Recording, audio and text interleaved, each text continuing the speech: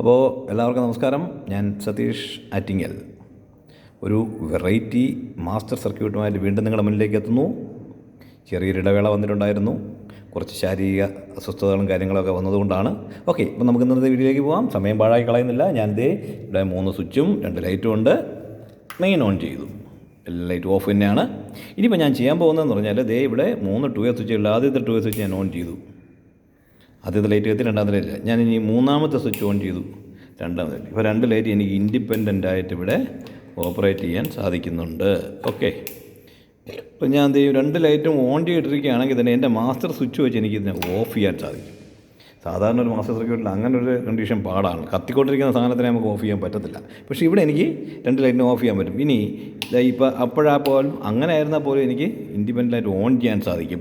ആ കണ്ടീഷനിൽ എനിക്ക് വീണ്ടും ഇപ്പുറത്തെ ഡയറക്ഷനിലേക്ക് വന്നു കഴിഞ്ഞാൽ ഓഫ് ചെയ്യാൻ സാധിക്കും. ഇനി ഓഫായി കിടക്കുന്ന 2 ലൈറ്റിനെ ഒരുമിച്ച് മാസ്റ്റർ സർക്യൂട്ടായിട്ട് എമർജൻസി ഓൺ ചെയ്യാൻ സാധിക്കും. അപ്പോൾ വീഡിയോ നിങ്ങൾക്ക് ഇഷ്ടപ്പെട്ടെന്ന് കരുതുന്നു.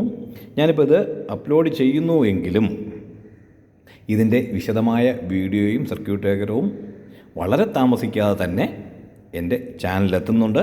അപ്പോൾ ആദ്യം നിങ്ങൾ ഈ ഷോർട്സ് കാണുക, എന്നെ പ്രോത്സാഹിപ്പിക്കുക. Thank you.